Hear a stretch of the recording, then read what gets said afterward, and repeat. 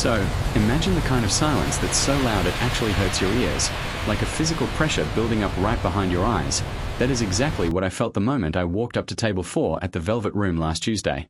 Now, for context, you have to understand that the Velvet Room isn't just a restaurant here in Seattle. It's the kind of place where the lighting is designed to make billionaires look sympathetic and the cheapest bottle of wine costs more than my entire rent check. And me?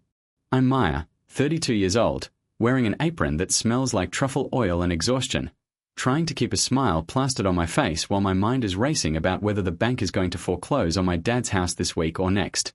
So I'm walking up to this VIP table, holding a tray of Wagyu sliders that I definitely can't afford to drop, and I'm rehearsing the specials in my head, totally on autopilot, until I look at the man sitting in the center seat, the guy everyone at the table is leaning toward like he's the sun and they're just freezing little planets desperate for warmth.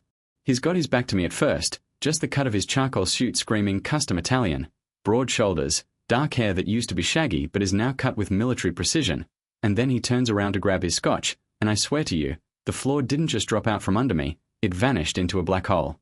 It was Caleb Vance. My Caleb. The boy who sat next to me in 11th grade history and drew sketches of imaginary skylines on the back of my hand with a Sharpie. The boy who promised me, swore to me on the roof of his beat-up Honda Civic, that we were going to get out of this neighborhood together, that would build something real, something that lasted. And then, senior year, poof, gone, vanished like smoke in a wind tunnel, no letter, no text, just an empty locker and a rumor that he moved east, leaving me standing there with a prom dress I never got to wear and a heart that felt like it had been put through a wood chipper. 12 years. It had been 12 years of radio silence, 12 years of me scraping by, giving up my culinary school dreams to take care of my dad after the dementia started setting in, watching the bills pile up like snowdrifts against the door, and here he is, looking like he owns the city, looking like a king. I froze. I literally froze. The tray started to tip, and my manager, Marco, is glaring at me from the host stand, but I couldn't breathe because Caleb's eyes, those same intense, storm grey eyes, locked onto mine, and for a split second, I saw it. I saw the shock, the recognition, the mire, forming on his lips. But then, and this is the part that made my blood run cold, he blinked, and the mask came down. It was like a steel shutter slamming shut. He looked right through me, not like an... I left that office with the folder clutched to my chest, walking out into the rain, feeling like I was carrying a bomb. It was too perfect. The tragic backstory, the noble sacrifice, the white knight swooping in with a check. I wanted to believe it. God, I wanted to believe it. I went straight to my dad's house, sat him down, and tried to explain, but he just looked at me with those foggy eyes and asked if I was the nurse. It broke me. I needed this money. I needed Caleb to be the hero. But Seattle is a small town disguised as a big city, and secrets here don't stay buried in the rain. That night, I was at the club, distracted, almost dropping drinks, when a woman sat at the bar. She didn't look like our usual clientele. She was wearing a heavy wool coat, looked exhausted, grey hair pulled back in a severe bun.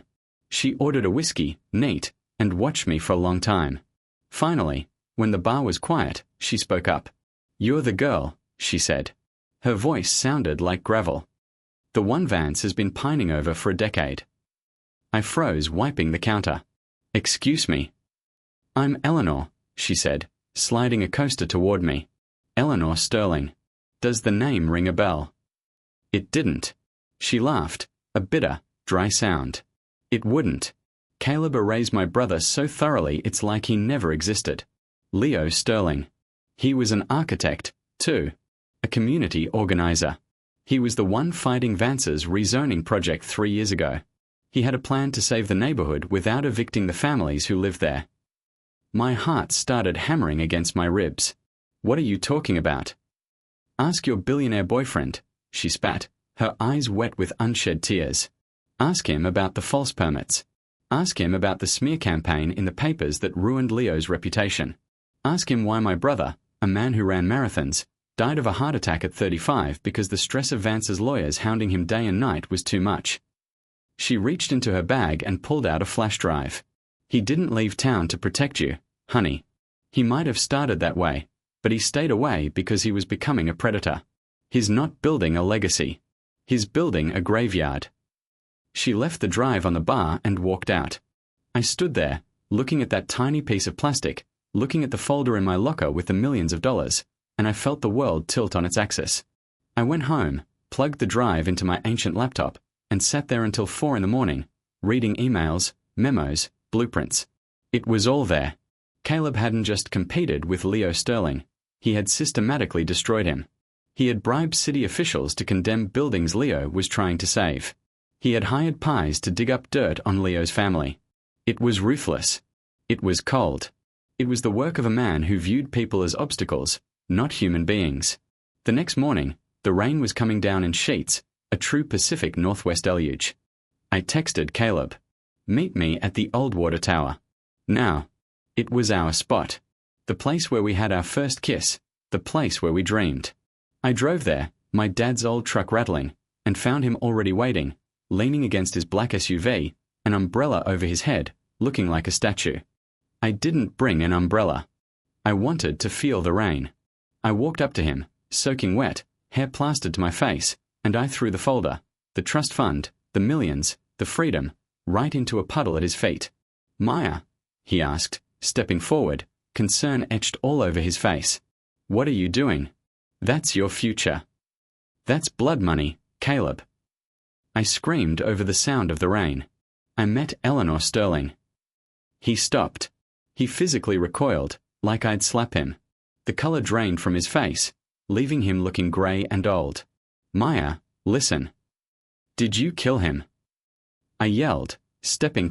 I got in my truck and drove away, leaving him kneeling there in the downpour, a billionaire brought to his knees by the one thing his money couldn't buy, a clear conscience. The next few months were hard. I mean, brutally hard. I had to put my dad in a state-funded facility because I couldn't afford the private one, and every time I visited him, smelling the disinfectant and seeing the fluorescent lights, a little voice in my head whispered, "You could have had the millions. You could have saved him." It ate at me. Temptation isn't a one-time thing. It's a constant gnawing. But then I'd think about Eleanor Sterling, about her brother's heart giving out because of Caleb's greed, and I knew I couldn't have lived with myself. I worked double shifts. I slept 4 hours a night. I survived. Because that's what we do. We survive. I blocked Caleb's number. I ignored the emails from his assistants. I stopped reading the business section of the newspaper because I didn't want to see his face. I tried to move on, tried to convince myself that our story was just a tragedy with a really long intermission. But then, about 6 months later, I got a letter.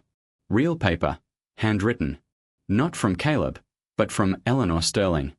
I opened it standing by my mailbox in the rain, because it's Seattle, it's always raining, and my jaw literally dropped. "Maya," it read. "I thought you should know. He came to see me. The day after you left him at the tower. He sat in my living room and let me scream at him for 3 hours. He didn't argue. He didn't make excuses. He just listened. And then, he started working. I turned the page, my hands trembling. He fired his entire legal team, the sharks who hounded Leo. He pulled the permits for the luxury condos. He donated the land, all of it, Maya, 4 city blocks, to a community trust managed by the neighborhood council. He's funding the renovation of the existing buildings, not tearing them down. He named the new community center the Leo Sterling Hall. He's losing millions, Maya. The board is trying to oust him, the shareholders are suing him, and he doesn't care. He told them he's finally building something that won't fall down. I don't know if I can forgive him, but he's trying. I thought you should know." I folded the letter, feeling this warmth spreading through my chest, chasing away the cold damp of the Pacific Northwest. He listened. He actually listened. A week later, I went to the site. The construction fences were down. The sleek, soulless glass rendering was gone. Instead, there were crews carefully restoring the brick facades of the old row houses. There were gardens being planted. And there, in the middle of it all, wearing a hard hat and jeans that were covered in drywall dust, was Caleb. He wasn't pointing fingers and shouting orders. He was carrying lumber. He looked thinner, tired, but alive. I walked up to the fence. He sensed me before he saw me. He turned, and when our eyes met this time, there was no mask. No shudder. Just him. "I heard you're terrible at being a billionaire," I called out, leaning against the chain link. He walked over, wiping sweat from his forehead. He gave me a crooked smile, the one from high school, the one I fell in love with. "Worst in history," he said. I'm currently being sued by 3 different hedge funds and my net worth has dropped by about 80%. I had to sell the penthouse. Living in a rental in Capitol Hill now. Sounds rough, I said, unable to hide my smile. It's liberating, he admitted. He looked at his hands, rough and calloused again. Eleanor is consulting on the design. She's tough. Tougher than you. Nobody is tougher than me, Vance, I said softly. He looked at me through the fence, the barrier between us thinning. I didn't do it to get you back, he said seriously.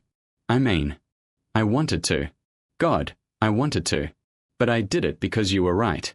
I looked in the mirror and I saw my father staring back. I had to break the mirror. He paused, looking vulnerable. The trust fund for your dad.